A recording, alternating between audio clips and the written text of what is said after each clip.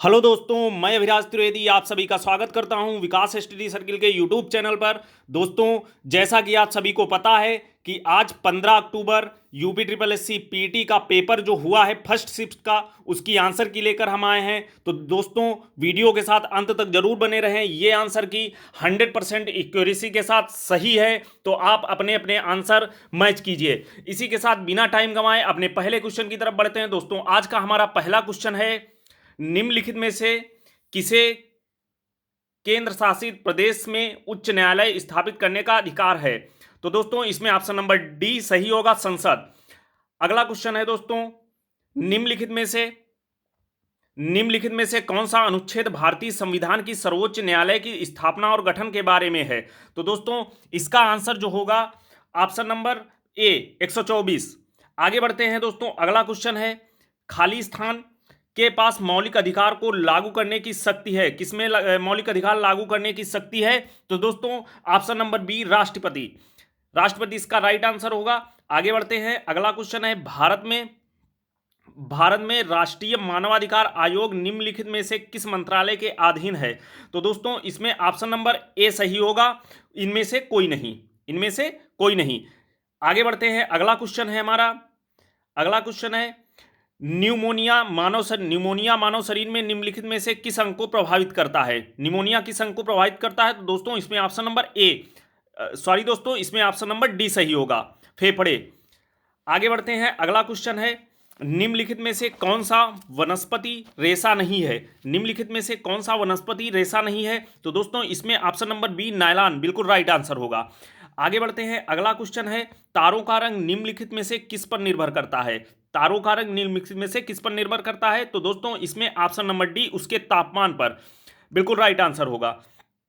आगे बढ़ते हैं, आठवां क्वेश्चन है हमारा, निम्नलिखित में से कौन सी गैस ग्लोबल वार्मिंग के लिए जिम्मेदार है?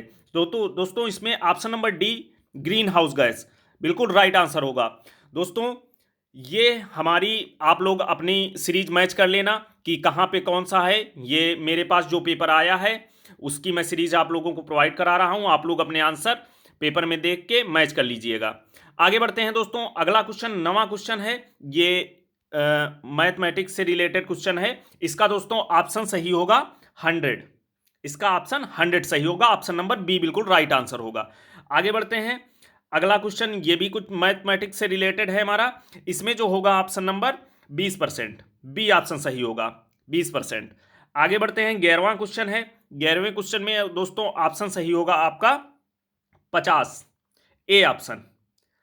अगला क्वेश्चन है 12वें में दोस्तों आपका सही होगा ऑप्शन नंबर बी 14.26। आगे बढ़ते हैं, अगला क्वेश्चन आता है 13वां, पादप कोशिका भित्ति निम्नलिखित में से किससे बनी है? पादप कोशिका भित्ति निम्नलिखित में से किससे बनी है?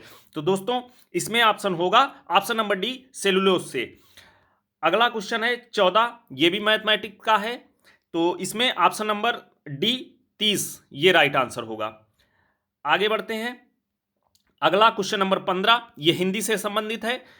निम्नलिखित में से सभी परस्पर पर्यायवाची हैं, इसमें कौन सा होगा? Option number C Parvati Rudrani Bhavani, ये आपका ऑप्शन नंबर सी बिल्कुल राइट आंसर होगा।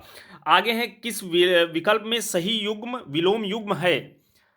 इसमें दोस्तों आपका हो जाएगा ऑप्शन नंबर सी नूतन पुरातन, ये सही बिल्कुल लिखा है। आगे बढ़ते हैं 17वें क्वेश्चन पे। 17वां क्वेश्चन है हमारा, ख्याली पुलाव बना पकाना मुहावरे का अर्थ? इसमें होगा ऑप्शन नंबर बी असंभव बातों की कल्पना करना। आगे बढ़ते हैं, महर्षि का संधि विच्छेद पूछा है, बहुत इंपॉर्टेंट क्वेश्चन है। महर्षि का संधि विच्छेद, इसमें ऑप्शन नंबर ए महाधन ऋषि सही होगा। आगे बढ़ते हैं, 19वां क्वेश्चन है। इसमें कह रहा है, निम्नलिखित में से शब्द युग में अर्थभेद सही नहीं है, किसका सही नहीं है? तो दोस्तों, इसमें ऑप्शन नंबर ए ये आपका सही हो जाएगा, अवलंब अविलंब और अधर विलोकित, ये गलत है। बाकी ये भी सही, ये सही, ये सही। आगे बढ़ते हैं, अगला क्वेश्चन ये हमारा हिंदी का पैसेज है। हिंदी का सॉरी दोस्तों, ये अंग्रेजी का हमारा पैसेज है। इसमें क्वेश्चन नंबर 20 हम आपको आंसर बताते चल रहे हैं, आप टिक कर लीजिएगा क्योंकि टाइम इतना है नहीं। इसमें पहले में होगा दोस्तों ऑप्शन नंबर सी नो, 20 वाले में ऑप्शन नंबर सी नो होगा। और 21 पे देखते हैं, आप लोग मैच कर लेना आप में कौन सा पैराग्राफ है। इसमें होगा दोस्तों ऑप्शन नंबर ए फॉरबिटिंग इसमें होगा। और अगला 22 है, इसमें आप लोग ये लगाइए ऑप्शन नंबर सी, ये ऑप्शन नंबर सी इसमें राइट आंसर होगा। आगे बढ़ते हैं, रीजनिंग का क्वेश्चन है दोस्तों। रीजनिंग का क्वेश्चन है, एक महिला की ओर इशारा करते हुए नीलेश ने कहा कि वह मेरी पत्नी की दादा की इकलौती संतान की इकलौती बेटी है। महिला नीलेश से किस प्रकार संबंधित है? तो दोस्तों इसमें ऑप्शन नंबर सी सही होगा, पत्नी, इसमें ऑप्शन नंबर सी सही होगा। आगे बढ़ेंगे, ये भी हमारा इंग्लिश से संबंधित, सॉरी हाँ, अगला 24 नंबर पे ये सीरीज दी है, इसमें दोस्तों होगा कौन सा अलग है? तो ऑप्शन नंबर सी 100, ये 100 राइट आंसर होगा इसका। अगले क्रम पे दोस्तों ये कैलेंडर से संबंधित क्वेश्चन है। 1 जनवरी 2006 को रविवार था, तो 1 जनवरी 2010 को सप्ताह का कौन सा दिन होगा? तो दोस्तों इसमें ऑप्शन नंबर सी शुक्रवार आपका राइट आंसर होगा। आगे बढ़ते हैं, अगला क्वेश्चन है, ये इंग्लिश का है, इसमें आपका हो जाएगा सिनोनिम पूछा है इसका, इसमें हो जाएगा आपका इनकम्प्लीट, ऑप्शन नंबर डी इसमें सही होगा। और इसमें एंटोनिम पूछा है, इसमें आपका हो जाएगा ये सेटिस्फाई, ऑप्शन नंबर सी सही हो जाएगा। आगे बढ़ते हैं, आगे 28, क्वेश्चन नंबर 28, ये कथन निष्कर्ष वाला क्वेश्चन है दोस्तों। सभी किताबें पेपर हैं, कुछ पेपर जर्नल हैं और कुछ जर्नल कैलेंडर हैं। तो निष्कर्ष क्या क्या दिए हैं इसमें देख लेते हैं। निष्कर्ष है इसमें कुछ जर्नल किताबें हैं, कुछ कैलेंडर पेपर हैं, कुछ किताबें जर्नल हैं, कुछ किताबें कैलेंडर हैं। तो दोस्तों इसमें आपका सही हो जाएगा ऑप्शन नंबर ए, इनमें से कोई नहीं। ये 28, क्वेश्चन नंबर 28 में इनमें से कोई नहीं, ऑप्शन नंबर ए बिल्कुल राइट आंसर होगा। आगे बढ़ते हैं क्वेश्चन नंबर 29 की तरफ, ये कोडिंग डिकोडिंग का है, इसमें दोस्तों आपका सही होगा option number C, option number C सही होगा, TBGRFH, ये सही होगा। आगे बढ़ते हैं क्वेश्चन नंबर 30 की तरफ। क्वेश्चन नंबर 30 है हमारा, करंट से रिलेटेड है दोस्तों। निम्नलिखित में से किस देश ने अगस्त 2022 में ताइवान के आसपास अपना अब तक का सबसे बड़ा सैन्य अभ्यास किया? तो किसने सैन्य अभ्यास किया? चीन ने, चाइना ने, ऑप्शन नंबर ए बिल्कुल इसमें राइट आंसर होगा। आगे बढ़ते हैं, अगला क्वेश्चन है, अगस्त 2022 में भारत की पहली अंडर वाटर मेट्रो उद्घाटन निम्नलिखित में से किस शहर में किया गया? तो दोस्तों 2022 में अंडर वाटर मेट्रो कोलकाता में चलाई गई। आगे इसमें ऑप्शन नंबर डी बिल्कुल राइट आंसर होगा, ऑप्शन नंबर डी इसमें सही होगा 31 का। आगे बढ़ते हैं 32 की तरफ। 32 में है, निम्नलिखित में से किस देश के वैज्ञानिक ने पहला कृत्रिम भ्रूण तैयार किया? तो दोस्तों इसमें हो जाएगा आपका ऑप्शन नंबर सी, इजराइल के वैज्ञानिकों ने तैयार किया पहला कृत्रिम भ्रूण। आगे बढ़ते हैं, अगला है क्वेश्चन नंबर 33। प्रधानमंत्री पीएम नरेंद्र मोदी ने निम्नलिखित में से किस राज्य में IIBX लॉन्च किया? तो किस राज्य में लॉन्च किया? Option number B, Goa, sorry दोस्तों, इसमें launch option number B, Gujarat में लॉन्च किया, ऑप्शन नंबर बी गुजरात में लॉन्च किया। आगे बढ़ते हैं, 34 क्वेश्चन है, आजादी का अमृत महोत्सव के तहत बढ़े चलो अभियान निम्नलिखित में से किस केंद्रीय मंत्रालय द्वारा शुरू किया गया? बढ़े चलो अभियान दोस्तों ये आपका संस्कृति मंत्रालय द्वारा शुरू किया गया, ऑप्शन नंबर डी इसमें राइट आंसर होगा। आगे बढ़ते हैं, अगला क्वेश्चन है, भारतीय सेना ने जुलाई 2022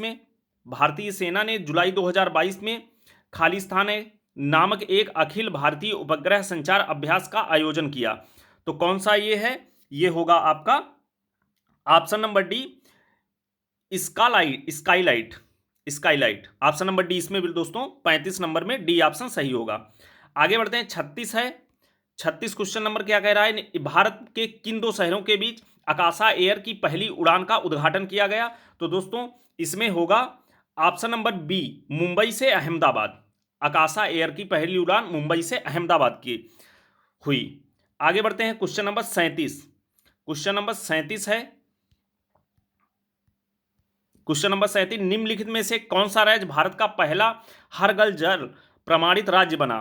तो दोस्तों ये हमारा गोवा हर घर जल वाला ये गोवा होगा, ऑप्शन नंबर डी बिल्कुल राइट आंसर होगा। आगे बढ़ते हैं, अगला क्वेश्चन है, निम्नलिखित में से कौन सा भारत का पड़ोसी देश नहीं है? भारत का कौन सा पड़ोसी देश नहीं है, ध्यान देना, नहीं है पूछा है। तो दोस्तों ऑप्शन नंबर बी, UAE, ये भारत का पड़ोसी देश नहीं है। तो ऑप्शन नंबर 20 में राइट आंसर होगा। आगे क्वेश्चन नंबर 39 है। 39 में क्या है, निम्नलिखित में से किस आईआईटी ने भारतीय भाषा प्रौद्योगिकी को आगे बढ़ाने के लिए A14 भारत में नीले कड़ी केंद्र शुरू किया? तो किसने शुरू किया दोस्तों? Option number A IIT Madras ने। ऑप्शन नंबर ए इसमें आईआईटी मद्रास बिल्कुल राइट आंसर होगा। आगे बढ़ते हैं, क्वेश्चन नंबर 40 है हमारा। किस केंद्रीय मंत्री की अध्यक्षता में चंडीगढ़ में नशीली दवाओं की तस्करी और राष्ट्रीय सुरक्षा पर एक राष्ट्रीय सम्मेलन आयोजित किया गया? तो दोस्तों ये होगा किस केंद्रीय मंत्री की अध्यक्षता में? तो option number C Amit Shah. Option number C Amit Shah right answer होगा। आगे बढ़ते हैं अपने 41वें क्वेश्चन की तरफ। 41वां क्वेश्चन है, लोकसभा के पद धारण करने की न्यूनतम आयु आप सभी को पता होगी, बहुत आसान क्वेश्चन है, 25 वर्ष। ऑप्शन नंबर 20 में बिल्कुल सही आंसर होगा। अगला है अंतर्राष्ट्रीय जैव विविधता दिवस कब मनाया जाता है? यह भी आप सभी को पता होगा, 22 मई। ऑप्शन नंबर डी इसमें बिल्कुल सही आंसर होगा। आगे बढ़ते हैं, अगला है 43, क्वेश्चन नंबर 43। 43 में है, निम्नलिखित में से कौन सा विश्व का सबसे बड़ा नदी द्वीप है? तो माजुली द्वीप। ऑप्शन नंबर ए बिल्कुल राइट आंसर होगा, माजुली द्वीप ये विश्व का सबसे बड़ा नदी द्वीप है। आगे बढ़ते हैं, अगला क्वेश्चन है हमारा, निम्नलिखित में से हंगरी की राष्ट्रीय मुद्रा, हंगरी देश की राष्ट्रीय मुद्रा पूछा है, तो इसमें दोस्तों कौन सी होगी? Option number C Hungarian Hungarian forint, ये ऑप्शन नंबर सी बिल्कुल राइट आंसर होगा। आगे बढ़ते हैं, अगला क्वेश्चन है हमारा क्वेश्चन नंबर 45। क्वेश्चन नंबर 45 का है, स्वतंत्रता के बाद भाषा के आधार पर बने भारत के पहले राज्य का नाम, पहले राज्य का नाम क्या है दोस्तों? इसमें ऑप्शन नंबर सी आंध्र प्रदेश। आंध्र प्रदेश बिल्कुल राइट आंसर होगा। आगे बढ़ते हैं अपने 46वें क्वेश्चन की तरफ। 46वां क्वेश्चन है हमारा, निम्नलिखित में से किसने प्रसिद्ध पुस्तक पावर्स ऑफ माइंड लिखी? पावर्स ऑफ माइंड किसने लिखी? स्वामी विवेकानंद। दोस्तों ऑप्शन नंबर डी इसमें बिल्कुल राइट आंसर होगा। आगे बढ़ते हैं, अगला क्वेश्चन नंबर 47 है, यूएनएफसीसीसी का अर्थ निम्नलिखित में से क्या है? तो दोस्तों इसमें होगा option number D United Nations framework convention of climate change, ये होगा ऑप्शन नंबर डी बिल्कुल राइट आंसर होगा। आगे बढ़ते हैं, क्वेश्चन नंबर 48। क्वेश्चन नंबर 48, नौटंकी निम्नलिखित में से किस राज्य का राष्ट्रीय लोक नृत्य है? तो दोस्तों ये यूपी का है, उत्तर प्रदेश का। नौटंकी उत्तर प्रदेश का लोक नृत्य है। आगे बढ़ते हैं, क्वेश्चन नंबर 49। क्वेश्चन नंबर 49 है, अंतर्राष्ट्रीय ओलंपिक समिति का मुख्यालय कहाँ है? तो दोस्तों ये है हमारा स्विट्जरलैंड में। ऑप्शन नंबर डी इसमें बिल्कुल राइट आंसर होगा। अगला क्वेश्चन है 50, ये हिंदी का पैराग्राफ है दोस्तों। इसमें हम आपको ऑप्शन बता रहे हैं, पैराग्राफ में समय जाएगा। आप लोग पेपर दे के आए हैं, अपने आंसर कीजिए, मैं आपको बता रहा हूं। साहित्य अपने दायित्व का निर्वाह किस प्रकार पूरा करता है? तो दोस्तों इसमें होगा ऑप्शन नंबर डी दुष्प्रभावों को सामने लाकर। ऑप्शन नंबर डी 50 में ऑप्शन नंबर डी सही होगा। अगला है प्रस्तुत गद्यांश में सर्वाधिक उचित शीर्षक क्या होगा? तो दोस्तों इसका उचित जो शीर्षक होगा साहित्य और समाज, साहित्य और समाज। ऑप्शन नंबर सी ये आपका बिल्कुल सही आंसर होगा। 51 में दोस्तों है 52 नंबर, साहित्यकार समाज के प्रति अपने उद्देश्य को कैसे परिपूर्ण करता है? तो दोस्तों इसमें ऑप्शन आपका होगा ऑप्शन नंबर सी, साहित्यकार समाज में अपनी कृतियों द्वारा आशा का संचार करता है और उत्साह एवं कर्तव्यवाद का संदेश देता है। तो ऑप्शन नंबर सी इसमें बिल्कुल सही आंसर होगा। अगला है 53 में, साहित्य हमें किस तरह की पुरानी पीढ़ियों की जानकारी देता है? साहित्य में किस तरह की पुरानी पीढ़ियों की जानकारी देता है? तो दोस्तों इसमें होगा ऑप्शन नंबर डी, ये ऑप्शन नंबर डी बिल्कुल राइट आंसर होगा। ये वाला राष्ट्र का इतिहास, गरिमा, संस्कृति, सभ्यता, पूर्वजों के विचार, अनुसंधान आदि तात्कालीन साहित्य द्वारा ही जाने जा सकते हैं। अगला है, साहित्य केवल समाज का दर्पण क्यों नहीं है? इसमें होगा 54 नंबर में दोस्तों आपका ऑप्शन नंबर सी, क्योंकि साहित्य द्वारा समाज की विडंबनाओं और विसंगतियों पर प्रहार करने में सुधार लाने की कोशिश की जाती है। ऑप्शन नंबर सी 54 में बिल्कुल सही होगा। आगे बढ़ते हैं, अगला दूसरा पैराग्राफ है, पैराग्राफ आप देख लीजिएगा अपने पेपर में मिला के।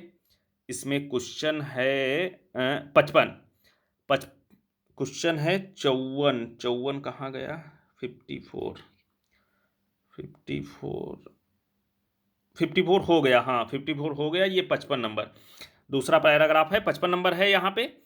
इसमें है सत्य रूपी परमेश्वर और रत्न चिंतामणि को प्राप्त करने के लिए हम क्या कर सकते हैं। तो इसमें होगा दोस्तों ऑप्शन नंबर सी, सत्य की आराधना करें। ऑप्शन नंबर सी बिल्कुल सही आंसर होगा। अगला है चिर स्थाई। प्रस्तुत गद्यांश में चिर स्थाई का विलोम, चिर स्थाई किसके लिए, इसका होता है क्षणभंगुर। ऑप्शन नंबर ए बिल्कुल सही आंसर होगा। अगला है 57, सत्य की तलाश कैसे की जानी चाहिए। तो दोस्तों इसमें होगा ऑप्शन नंबर 57 में ऑप्शन नंबर बी, श्रद्धापूर्वक अंतः विद्यमान सत्य के मार्ग पर आगे बढ़ते हुए सत्य की साक्षरता करें। अगला है 58, 58 का है जिज्ञासु को सत्य व अहिंसा के पथ पर चलने के लिए। इसका आंसर होगा दोस्तों option number C, option number C ये होगा, संकटों को सहते हुए निमित्त नाश किए बिना आगे बढ़ना चाहिए। अगला है क्वेश्चन नंबर 59, 59 में होगा आपका सत्य और अहिंसा के मार्ग पर अस्य की धार पर चलने के समान क्यों बताया गया है। तो दोस्तों 59 का होगा इसमें ऑप्शन नंबर सी, क्योंकि सत्य और अहिंसा का मार्ग जितना ही सीधा होगा उतना ही तंग है, इसीलिए इस मार्ग पर चलना अत्यंत कठिन है। तो ऑप्शन नंबर सी होगा इसका 59 का। आगे बढ़ते हैं 60, 60 से आपकी दोस्तों आती है डीआई। तो आगे के क्वेश्चंस हमारे अंकुर सर करवाएंगे आपको मैथमेटिक्स, और आगे जो बचे हुए जीएस के हैं तो आप समय न गंवाते हुए उन क्वेश्चनों को भी आंसर कीजिएगा। धन्यवाद दोस्तों। चलिए दोस्तों हम लोग आगे समय न व्यर्थ करते हुए देखते हैं अपना जो 60वां क्वेश्चन है। ये दोस्तों डीआई है। हम लोग इसमें दोस्तों सीधा आपको आंसर बता रहे हैं। इसके बाद दोस्तों हम लोग जो ये डीआई है उसका अगला वीडियो उसमें हम लोग इनको हल भी करेंगे। तो देखते हैं दोस्तों 60वां प्रश्न। इसमें जो आंसर हमारा सही होगा वह सही होगा डी नंबर 68.33%। दोस्तों अगला प्रश्न है हमारा 61 नंबर। 61 नंबर दोस्तों प्रश्न है। इसमें दोस्तों आंसर जो हमारा होगा वो दोस्तों 61 नंबर ऑप्शन जो होगा 26.66 लाख। तो इसमें दोस्तों इस अवधि के दौरान कंपनी को प्रति वर्ष ब्याज की औसत राशि कितनी चुकानी पड़ी। तो 26.66 लाख। ऑप्शन नंबर जो सी है वह सही हो जाएगा। दोस्तों 62 नंबर जो प्रश्न है इसमें आंसर जो हमारा सही होगा वह सही होगा बी नंबर 0.6%। आगे बढ़ते हैं दोस्तों। जो 63 नंबर प्रश्न हमारा है उसको देखते हैं। इसमें दोस्तों 63 नंबर जो प्रश्न है इसमें सही हो जाएगा हमारा ऑप्शन नंबर बी 738.44 लाख। दोस्तों आप लोग प्रश्न देख लीजिएगा, उससे अपना आंसर सीधा मैच कर लीजिएगा। आगे बढ़ते हैं दोस्तों। अगला प्रश्न हमारा है 64 नंबर। इसमें जो आंसर हमारा सही होगा वह सही होगा सी नंबर 109.151। आगे बढ़ते हैं दोस्तों। अगली जो डीआई हमारी है 65 से 69 तक। इसमें दोस्तों आंसर देखते हैं। हमारा जो 65 नंबर प्रश्न है इसका आंसर सही होगा 65 नंबर, सॉरी दोस्तों एक मिनट, ये आंसर जो 65 का हमारा सही होगा वह सही होगा बी नंबर 56.99, 56.99। 66 नंबर दोस्तों जो है इसका ऑप्शन जो सही होगा वह सही होगा ए नंबर 25.36। अगला दोस्तों 67 नंबर प्रश्न हमारा है। इसमें दोस्तों ऑप्शन जो सही होगा बी नंबर 0 घंटा। अगले दोस्तों 68 नंबर प्रश्न हमारा। इसमें दोस्तों जो आंसर सही होगा वह सही होगा हमारा ए नंबर 61 किलोमीटर प्रति घंटा। दोस्तों 69 में सही होगा हमारा ऑप्शन नंबर सी 18:25। इसके आगे दोस्तों जो 70 से 74 के मध्य हमारी डीआई है। इसमें दोस्तों ऑप्शन जो क्वेश्चन नंबर 70 है 2003 के दौरान कंपनी में कार्यरत कर्मचारियों की संख्या थी। तो दोस्तों ये ऑप्शन नंबर जो डी है 5000 यह हमारा सही होगा। आगे बढ़ते हैं दोस्तों 71 नंबर प्रश्न हमारा।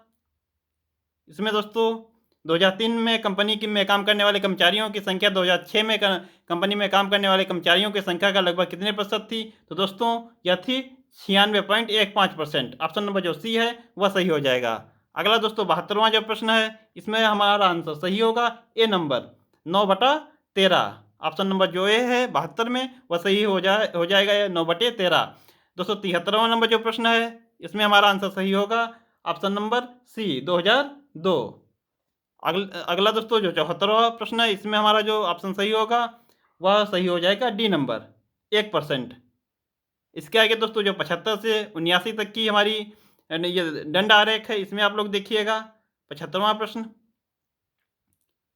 तो दोस्तों इसमें 75वें प्रश्न में हमारा आंसर जो सही हो जाएगा सी नंबर 137.5%। दोस्तों अगला प्रश्न जो है 76वां, पिछले वर्ष की तुलना में किस वर्ष उत्पादन में प्रतिशत वृद्धि सबसे अधिक थी? तो दोस्तों इसमें ऑप्शन जो सही हो जाएगा वह सही होगा 2012। ऑप्शन नंबर जो डी है वह सही हो जाएगा। अगला प्रश्न है दोस्तों 77वां प्रश्न हमारा। तो इसमें जो ऑप्शन जो सही होगा वह होगा दोस्तों ए नंबर 4।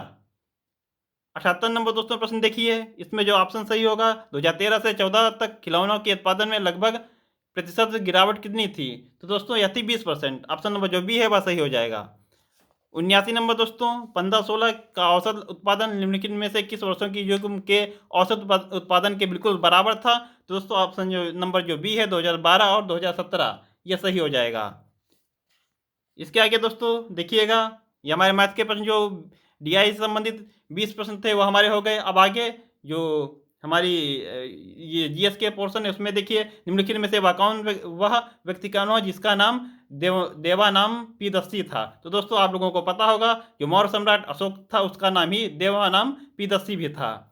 इसमें जो ऑप्शन नंबर डी है वह सही हो जाएगा। 81 नंबर दोस्तों ये पूछा जा रहा है, संगमरमर व पितृदुरा शैली या रंगीन पत्थर की जड़ाई का काम के समय किस शासक के समय बहुत लोकप्रिय हुआ? तो दोस्तों जो ऑप्शन नंबर डी है शाहजहां, इसके समय यह अधिक लोकप्रिय हुआ। इसमें ऑप्शन नंबर डी सही हो जाएगा। आगे बढ़ते हैं दोस्तों 82 नंबर दोस्तों निम्नलिखित में से किस युग में तांबे का पहली बार उपयोग हुआ? तो दोस्तों यह प्रयोग हुआ नवपाषाण काल। ऑप्शन नंबर जो ए है वह सही हो जाएगा। 82 नंबर दोस्तों बौद्ध संगीत पूछ रहा है, पहली बौद्ध संगीत कब आयोजित की गई, कहाँ आयोजित की गई? तो दोस्तों यह राजगीर में की गई। ऑप्शन नंबर जो बी है वह सही हो जाएगा। 84 नंबर दोस्तों देखिएगा, दांडी नमक जो दांडी यात्रा हुई दोस्तों, इसमें निम्नलिखित में से किस सामाजिक कार्यकर्ता ने गांधी जी को आंदोलनों को केवल पुरुषों तक सीमित न रखने के लिए राजी किया था? दोस्तों ऑप्शन नंबर जो सी है पंडिता रमाबाई, यह सही हो जाएगा। इसके आगे दोस्तों 85 नंबर जो हमारा क्वेश्चन है, जब ईस्ट इंडिया कंपनी की स्थापना हुई तब भारत पर निम्नलिखित में से किसका शासन था? तो दोस्तों मुगल सम्राट का उस समय शासन था। आपको लोगों को पता होगा कि उस समय मुगल जो थे वो हमारे उत्तर भारत में शासन कर रहे थे। आगे बढ़ते हैं दोस्तों 86 नंबर जो प्रश्न है, भूदान ग्रामदान आंदोलन निम्नलिखित में से किसने शुरू किया? आप लोगों को पता होगा जो विनोबा भावे जी थे इन्होंने भूदान आंदोलन शुरू किया। ऑप्शन नंबर जो सी है वह सही हो जाएगा। इसके आगे दोस्तों 87 नंबर, दिल्ली चलो दिल्ली किसने नारा दिया? आप लोगों को पता होगा जो सुभाष चंद्र बोस थे, इन्होंने भारत छोड़ो आंदोलन के समय दिल्ली चलो नारा दिया था। आगे बढ़ते हैं दोस्तों, राष्ट्रवाद की पहली स्पष्ट अभिव्यक्ति निम्नलिखित में से किस क्रांति के समय हुई? तो दोस्तों फ्रांसीसी क्रांति के समय। ऑप्शन नंबर जो ए है वह सही हो जाएगा, फ्रांसीसी क्रांति। आगे बढ़ते हैं दोस्तों 89 नंबर प्रश्न हमारा है, सरकार ने निम्नलिखित में से किस अधिनियम के कारण बम्बई से सिंध प्रांत का निर्माण हुआ? तो दोस्तों यह प्रश्न बिल्कुल 100% हम लोग सही नहीं कह सकते, लेकिन इसमें जो ऑप्शन नंबर ए है वह जहां तक सही होगा। इसमें दोस्तों हम लोग क्लियर नहीं हैं तो आप लोग इसको छोड़ दीजिएगा, इसको बाद में हम लोग बताएंगे। आगे दोस्तों जो 90 नंबर प्रश्न हमारा है, भारतीय मानक समय रेखा ग्रीनविच टाइम, मैंने बताया आपको ये 5.5 घंटा आगे होता है। तो ऑप्शन नंबर जो बी है वह सही हो जाएगा।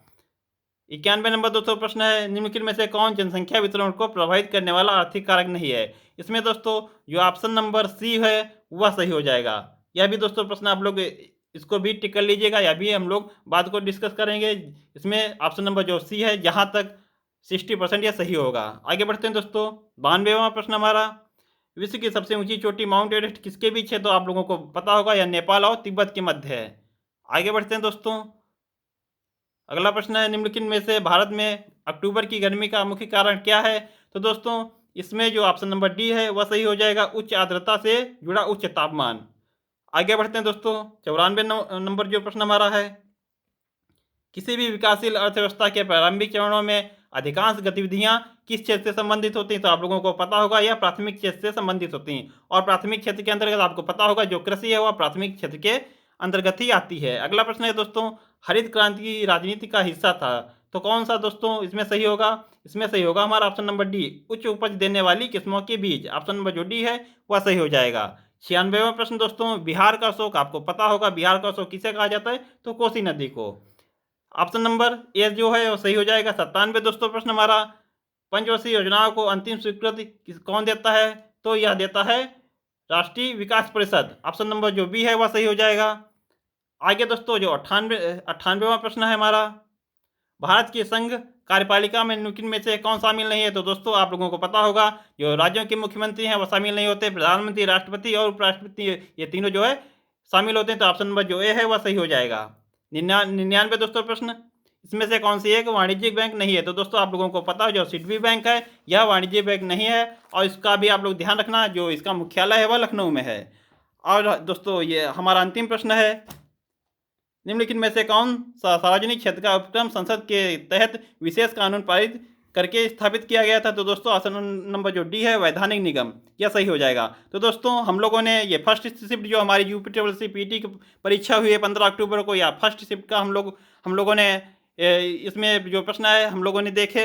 या दोस्तों जो प्रश्न हमारे साथ है ये 100% सही है। इसमें जो कुछ प्रश्नों पर हम लोगों को दिक्कत हो रही है वो हम लोग आपको बाद में बताएंगे। चलिए दोस्तों, इसी वीडियो के साथ हम लोग अगले जो हमारी शाम को शिफ्ट होगी इसका हम लोग शाम को एनालिसिस करेंगे। आप लोग इसको दोस्तों देखें और अपने प्रश्नों को मिलाएं। चलिए दोस्तों मिलते हैं अगले वीडियो में, तब तक के लिए आप सभी को धन्यवाद। जय हिंद दोस्तों।